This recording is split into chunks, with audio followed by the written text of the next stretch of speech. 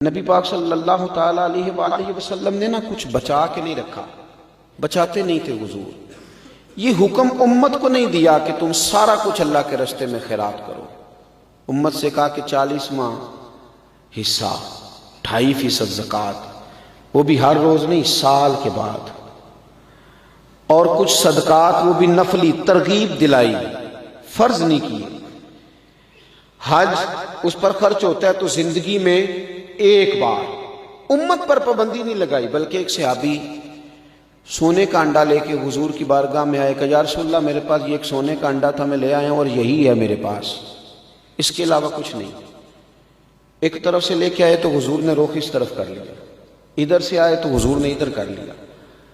وہ کئی جانب سے آئے اور لا کے انہوں نے حضور کی بارگاہ میں وہ انڈا پیش کیا سونے کا، اور ساتھ یہ بھی کہہ رہے تھے حضور میرے پاس یہی ہے اور کچھ بھی نہیں۔ تو نبی کریم علیہ السلام نے فرمایا اس طرح نہ اللہ کے راستے میں خیرات کرو کہ پھر تم کسی کی امداد کے منتظر ہو جاؤ، پھر تم خود سوال کرتے پھرو، اس طرح نہ کرو۔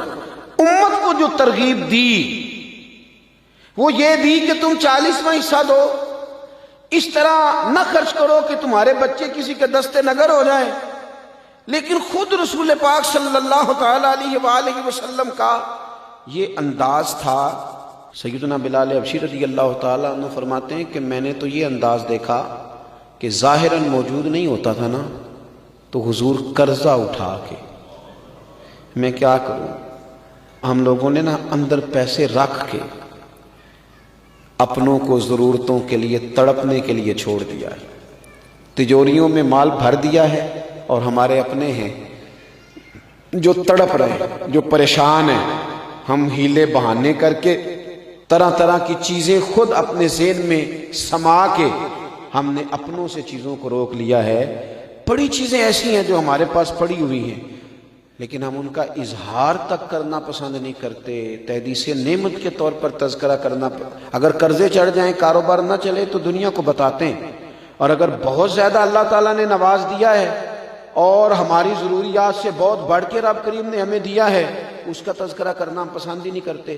سنن ابو داؤد شریف میں روایت موجود ہے، حضرت سیدنا بلال حبشی رضی اللہ تعالیٰ عنہ فرماتے ہیں کہ میں قرضہ لے کے آتا تھا، کسی مسلمان کو کپڑے کی ضرورت ہوتی تو میں وہ کپڑا اسے پہناتا حضور کی طرف سے، نبی پاک کے نام پہ قرضہ اٹھا کے، کھانے کی ضرورت ہوتی تو کھانا کھلاتا۔ کہتے ہیں کہ یہودی مجھے ایک دن ملا تو کہنے لگا بلال لوگوں سے جو قرض لیتے ہو تو میرے پاس پیسے پڑے رہتے ہیں، مجھ سے لے لیا کرو۔ کہتے ہیں میں اس سے ایک مقررہ وعدے کے مطابق قرض لینے لگا اور حضور کے مہمانوں پر خرچ کرنے لگا۔ پھر ایک دن وہ کچھ تاجروں کے ساتھ میرے پاس آیا اور کہنے لگا کہ تمہیں پتہ ہے نا تھوڑے دن رہ گئے ہیں وعدہ پورا کرنے میں، اگر تم نے قرض واپس نہ کیا تو میں تمہیں پھر سے لے جاؤں گا، غلام بناؤں گا اور بکریاں چرانے پہ لگا دوں گا۔ سیاستہ میں حدیث موجود ہے۔ فرماتے ہیں میں اپنے لیے تو لیتا ہی نہیں تھا، یہ تو میں نبی پاک صلی اللہ علیہ وسلم کے مہمانوں کے لیے لیتا تھا، حضور کے غلاموں پر خرچ کرتا تھا، اور نبی پاک کے نام پہ لیتا، حضور کی طرف سے ہی خرچ کرتا، قرضے چڑھ گئے۔ کہتے میں حضور کی بارگاہ میں آیا، میں نے کہا یا رسول اللہ صلی اللہ علیہ وسلم، آقا وہ مجھے لے جائے گا، اس نے بڑی سخت بات کی ہے، حضور اگر آپ اجازت دیں تو میں کسی مسلمان قبیلے میں چلا جاتا ہوں، جب پیسوں کا بندوبست ہو جائے گا تو میں واپس آ جاؤں گا۔ کہتے میں اپنے حجرے کی طرف، گھر کی طرف لوٹا، اپنی تلوار، اپنا سامان، ساری چیزیں میں نے ایک جگہ باندھ لی، خیال تھا کہ صبح صبح نکل جاؤں گا اور جب اہتمام ہوگا تو آ جاؤں گا۔ کہتے میں اٹھنے کو تیار ہی تھا کہ ایک شخص دوڑا ہوا آیا، کہنے لگے بلال جلدی آؤ، نبی کریم نے بلایا تے جے محبوب بلاوے ایک دم پھر اسی سر نو پیر بنائیے، او سر منگے تے سر دے دئیے تے کدے بھی دیر نہ لائیے۔ فرماتے ہیں کہ میں حضور کی بارگاہ میں گیا تو 4 اونٹ مال کے لدے ہوئے کھڑے تھے۔ حضور فرمانے لگے بلال مبارک ہو، رب نے تیرے لیے بندوبست کرا دیا، اس کو لے جا اور مال کو بیچ کے نہ قرضے اتار دے۔ حضرت بلال حبشی کہتے ہیں میں وہ سامان لے گیا، میں نے قرضے اتار دیے، حضور کی بارگاہ میں آیا تو نبی کریم علیہ السلام نے فرمایا قرضے اتر گئے؟ میں نے کہا اتر گئے۔ کہا کچھ بچا تو نہیں؟ کچھ بچا تو نہیں؟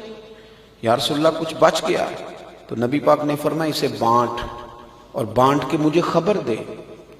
یہاں تو میرے بھائی پیسے کو یوں لوگوں نے تھام کے دل کے اندر جگہ دی ہے۔ میں کہتا ہوں کہ اپنے تڑپ رہے ہیں، اپنے قریبی، لیکن یہ کہہ رہا ہو حالات بڑے خراب ہیں، اسے پتہ ہے کہ میں نے بڑا کچھ سنبھالا ہوا ہے، اور اپنے قریبی لوگوں کو ضرورت ہے، وہ دلدل میں گر رہے ہیں، یہ ہاتھ نہیں پکڑ رہا، قرض خواہ آ کے انہیں تکلیف دے رہے ہیں، اور یہ آگے بڑھ کے تھوڑی سی امداد کرنے کو تیار نہیں ہوتا۔ حضور نے فرمایا جو بچ گیا وہ بھی بانٹ دے۔ کہتے ہیں میں بانٹنے لگا، عشاء کی نماز کے بعد نبی کریم علیہ السلام نے فرمایا بانٹ دیا؟ میں نے عرض کی حضور اب تو میں نے اتنا بانٹا ہے کہ مزید کوئی لینے والا بچا ہی نہیں۔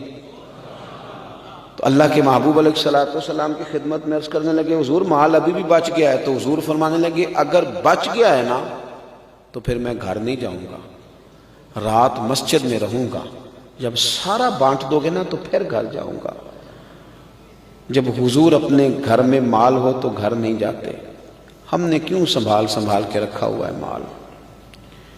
کیوں ہم سخاوت کو تیار نہیں ہوتے؟ یارو کیوں ہم لوگوں کی اشک شوئی نہیں کرتے؟ کوئی ایسا ہو جس نے کبھی جھگی والے سے جا کے پوچھا ہو کہ بغیر چھت کے دھوپ میں کیسے گزارا کرتے ہو؟ کبھی پوچھا ہو کہ طوفان آتا ہے تو اپنے بچوں کو کیسے سنبھالتے ہو؟ کبھی پوچھا ہو کہ شدید بارشوں میں تمہارا حال کیا ہوتا ہے؟ کبھی ہم نے کچی آبادیوں میں جا کے معلومات کی ہوں، کبھی ان گھروں میں جا کے دیکھا ہو جہاں بارش ہوتی ہے تو برتن رکھے جاتے ہیں کہ جہاں جہاں سے چھت بہہ جائے گی، جہاں جہاں سے سوراخ سے پانی آئے گا وہ جگہ سمٹ جائے گی۔ اندر دولتوں کے ڈھیر کس لیے لگائیں؟ اور اگر آپ کہیں گے کہ آپ کے سالے ثواب کے لیے آپ کے بچے بانٹیں گے تو جتنا آپ نے بانٹا اتنا ہی وہ بانٹیں گے۔ یاد رکھنا آنے والی نسل اس سے کہیں بڑھ کے دولتوں کو سنبھالنے والی ہے۔ میرے عزیز، اللہ کے پیارے رسول صلی اللہ علیہ وسلم نے فرمایا میں آج رات گھر نہیں جاؤں گا، مسجد میں سو جاؤں گا، پہلے بانٹ۔ حضرت بلال حبشی رضی اللہ تعالیٰ عنہ فرماتے ہیں میں اگلا سارا دن حضور کے حکم پر حضور کی طرف سے بانٹتا رہا۔ عشاء کے بعد نبی کریم نے پوچھا بانٹ دیا؟ یا رسول اللہ سارا بانٹ دیا۔ فرمایا چلو پھر گھر چلتا ہوں۔ پھر حضور گھر گئے۔ حضرت بلال کہتے ہیں مجھے یوں لگتا ہے کہ حضور کی خواہش تھی کہ ایسا نہ ہو کہ میرے گھر میں مال پڑا ہو اور مجھے رب کی بارگاہ سے بلاوا آ جائے۔